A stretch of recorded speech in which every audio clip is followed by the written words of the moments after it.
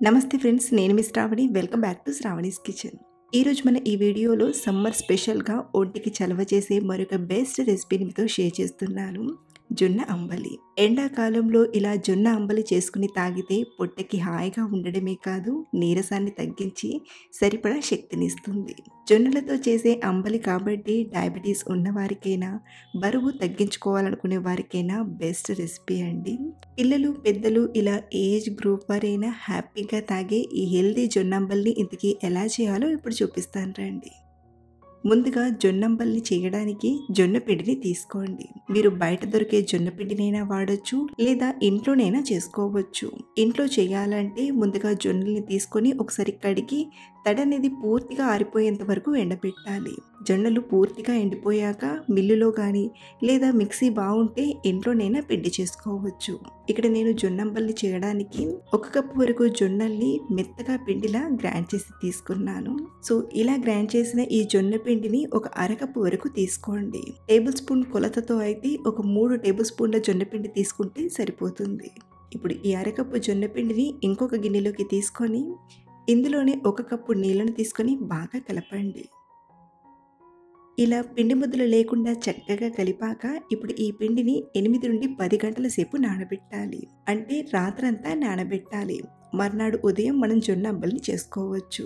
ఇలా పులియబెట్టి చేయడం వలన ఇందులోని పోషకాలు అనేవి ఒంటికి చాలా బాగా పడతాయి. ఇక్కడ నేను నెక్స్ట్ డే తర్వాత చూపిస్తున్నాను. చూడండి, జొన్న పిండి చక్కగా నానింది. ఈ పైన ఉండే వాటర్ని కలి అంటారండి. మీరు కావాలంటే ఈ నీళ్లను ఇంకో గిన్నెలోకి తీసుకొని మనం మళ్ళీ నైట్కి కలిపి పెడతాం కదా, ఆ పిండితో పాటు కలిపి పెట్టుకుంటే నెక్స్ట్ డే అంబలి ఇంకా టేస్ట్గా వస్తుంది. సో ఇలా నానబెట్టిన పిండితో ఇప్పుడు అంబలిని ప్రిపేర్ చేసుకుందాం. ఇప్పుడు ఇంకొక గిన్నెలోకి 2 నుండి 2.5 కప్పుల వరకు నీళ్ళను తీసుకోండి. నీళ్లు కొంచెం ఎక్కువ తక్కువైనా పర్లేదండి. ఇలా తీసుకున్న నీళ్లను స్టవ్ పైన పెట్టి బాగా వేడి చేయండి. నీళ్లు ఎప్పుడైతే ఇలా వేడవుతాయో ఇప్పుడు ఇందులోకి మనం కలిపి పెట్టిన జొన్న పిండిని తీసుకొని కలుపుతూ ఉడికించండి. ఇలా మనం జొన్న పిండిని తీసుకున్నాక వెంటనే చక్కగా కలపండి, లేదంటే జొన్న పిండి అనేది ముద్దలు కడుతుంది. అలాగే ఇందులోనే రుచికి సరిపడా ఉప్పుని తీసుకొని బాగా మరిగించండి. ఇలా మధ్య మధ్యలో కలుపుతూ ఒక 4-5 నిమిషాలు బాగా ఉడికించండి. ఇక్కడ మనం కొంచెం క్వాంటిటీతోనే ప్రిపేర్ చేస్తున్నాం కాబట్టి ఒక 5 నిమిషాలు మరగబెడితే సరిపోతుంది.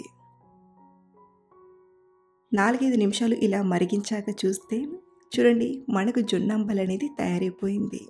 ఇక్కడ చూపించిన దానికంటే ఇంకొంచెం చిక్కగా ఉండాలనుకుంటే మరో 1-2 నిమిషాలు ఎక్కువైనా ఉడికించవచ్చు.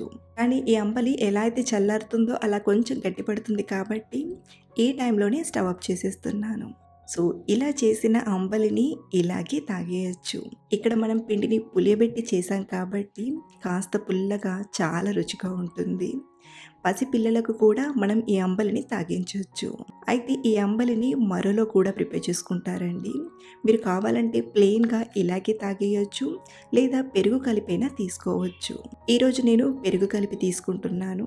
సో పెరుగుని కలపడానికి ఇంకో గిన్నెలోకి ఒక 1/2 కప్పు నుండి 1/2 కప్పు వరకు పెరుగుని తీసుకోండి. మరీ పుల్లడిది కాకుండా కమ్మటి పెరుగు తీసుకుంటే చాలా రుచిగా ఉంటుంది. పెరుగు ముద్దలు లేకుండా ఇలా బాగా కలిపాక ఇప్పుడు ఇందులోకి ఒక 1/2 కప్పు వరకు నీళ్ళను తీసుకోండి. మనకు అంబలి గట్టిగా ఉంటే ఈ టైంలో నీళ్ళను కొంచెం ఎక్కువైనా తీసుకోవచ్చు. అదే అంబలి కొంచెం పల్చగా ఉంటే నీళ్ళను కొంచెం తక్కువగా తీసుకొని చిక్కటి మజ్జిగలా చేసుకొని అంబలిలో వేసామంటే కన్సిస్టెన్సీ అనేది సరిపోతుంది. ఇలా కలిపాక ఇప్పుడు దీన్ని జొన్నంబలిలోకి తీసుకోండి. అలాగే మంచి టేస్ట్ కోసం ఇందులోనే సన్నగా తరిగిన కొన్ని ఉల్లిపాయల్ని, కొంచెం కొత్తిమీర ఆకును, అలాగే సన్నగా తరిగిన కొంచెం పచ్చిమిరపకాయని తీసుకొని ఒకసారి బాగా కలపండి. ఇక్కడ మనం ఎక్స్ట్రాగా పెరుగుని తీసుకున్నాం కాబట్టి ఉప్పు సరిపోయిందో లేదో కొంచెం టేస్ట్ చేసి ఉప్పు తగ్గినట్టు అనిపిస్తే కొంచెం వేసి సరిచేయండి. సో ఇలా చేసిన జొన్నంబలిని ఎక్కువగా ఉదయం పూట తీసుకుంటుంటారు. ఇంకా తాగాలనిపిస్తే సాయంత్రమైనా తీసుకోవచ్చు. ఇది మన శరీరంలోని వేడిని తగ్గించి చలవ చేస్తుంది. అలాగే పొట్టకి హాయిగా ఉంటుంది. డిహైడ్రేషన్ అవ్వకుండా కాపాడుతుంది. సో మీరు కూడా ఈ సమ్మర్లో ఈ హెల్దీ అంబలిని ట్రై చేయండి. చాలా కమ్మగా చాలా చాలా బాగుంటుంది. అలాగే ట్రై చేశాక మీకు ఎలా కుదిరిందో మళ్ళీ నాతో షేర్ చేయడం మర్చిపోకండి. Thanks for watching.